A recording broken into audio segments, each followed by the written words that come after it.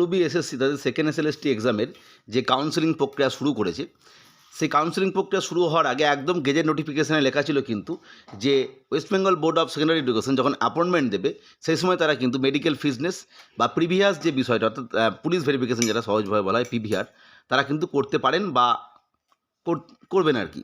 সেই জায়গায় আমি বলেছিলাম যে বহু পূর্বে এই ধরনের মেডিকেল ফিটনেস বা PVR হয়নি, কিন্তু 2016 সালে যে রিক্রুটমেন্ট প্রসেস সেখানে কিন্তু পরে অর্থাৎ 2 বছর বাদ মানে at a time of confirmation সেই সময় কিন্তু এই PVR বা মেডিকেল ফিটনেস করাতে হয়েছিল স্টুডেন্টদের যারা চাকরি পেয়েছিলেন।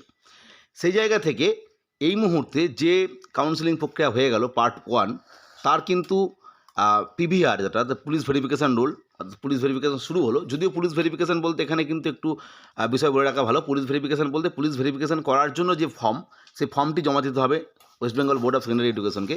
পরবর্তী ক্ষেত্রে এই ফর্মে উল্লেখিত তথ্যের ভিত্তিতে, আপনাদের দেওয়া তথ্যের ভিত্তিতে কিন্তু এই মেডিকেল PVRটা হবে। মেডিকেল ফিটনেসের বিষয়টা কী, PVR এর বিষয়টা কী, সেটা আমরা ডিটেলসে দেখে নেব। যেটা আমি পূর্বেই বলছিলাম যে SSC রেকমেন্ডেশনের ভিত্তিতে, কারণ রেকমেন্ডেশন যখন দেওয়া হয় ক্যান্ডিডেটকে সেই সময় কিন্তু বোর্ডকে দেওয়া হয়, DIকে দেওয়া হয়, স্কুলকে দেওয়া হয়, এবং এই যে বোর্ডকে দেওয়া শুরু হলো আর কি, বোর্ডকে দিল, বোর্ড সেই যে রেকমেন্ডেশনটা পেলো তার ভিত্তিতে কিন্তু অ্যাপয়েন্টমেন্ট দেবার প্রক্রিয়া শুরু করছে এবং সেই নিয়ে কিন্তু ইতিমধ্যে 3টে নোটিশ প্রকাশ করেছে। 3টে নোটিশ বলতে 3টে শিডিউল। এক্ষেত্রে বলে রাখা ভালো, গেজেটে এবং 7/3/23 নোটিশে কিন্তু এই যে মেডিকেল ফিটনেস এবং পুলিশ ভেরিফিকেশনের কথা উল্লেখ আছে, এবং গেজেট এবং 7/3/23 যে নোটিশ সেটা উল্লেখ করে দিয়েছে ওখানে, এবং সেই 7/3/23 যে নোটিশ এবং গেজেট সেখানে কিন্তু স্পষ্ট উল্লেখ আছে যে PVR বা মেডিকেল ফিটনেস এর কথা। কিন্তু বর্তমানে যে নোটিশটা ইস্যু করছে আর কি, যে 27 তারিখে কি 26 তারিখে কি 28 তারিখে গতকালও নোটিশ দিয়েছে, সেখানে কিন্তু অনলি পুলিশ ভেরিফিকেশান রোল বা পুলিশ ভেরিফিকেশানের জন্য যে ফর্ম সেটা 3 কপি হার্ড কপি একদম ব্লু কালিতে লিখে জমা দেওয়ার কথা বলা হয়েছে। এইখানে কিন্তু মেডিকেলের বিষয়ে কিছু লেখা হয়নি। ফলে তোমরা বুঝতে পারছো এই মুহূর্তে মেডিকেল নিয়ে কনফিউশন রয়েছে যে মেডিকেল বিষয়টা কবে হবে। অর্থাৎ এটা কি একদম সেই 2 বছর পর যেমন হয়েছিল আগে সেরকমই হবে, না ঠিক PVR এর মতনই আর কি, জয়েন করে গেল তার পরবর্তী সময় হয়তো মেডিকেল হবে। কারণ মেডিকেলটা তোমরা বুঝতেই পারছো, নর্মাল যে সাধারণ চাকরির ক্ষেত্রে মেডিকেলটা খুব গুরুত্বপূর্ণ নয়।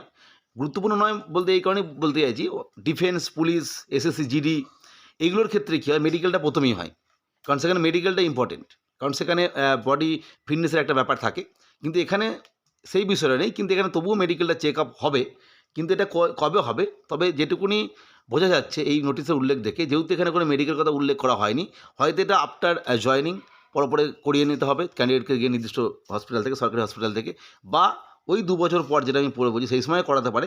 তবে যেহেতু PVRটা আগে থেকেই শুরু হয়ে যাচ্ছে, ফলে মেডিকেলটা তোমরা আশা রাখতে পারো যে হয়তো জয়েনিংয়ের পরেই, কারণ জয়েনিং আগে করতে গেলে হয়তো দেরি হয়ে যাবে অনেকটা, জয়েনিংয়ের পরেই কিন্তু ক্যান্ডিডেটকে নিজের মতো করে নিজের যে লোকাল হসপিটাল রয়েছে আর কি সেখান থেকে করিয়ে নিতে হবে। অবশ্যই এই নিয়ে নোটিফিকেশান এসে যাবে, চিন্তার কিছু বিষয় নেই।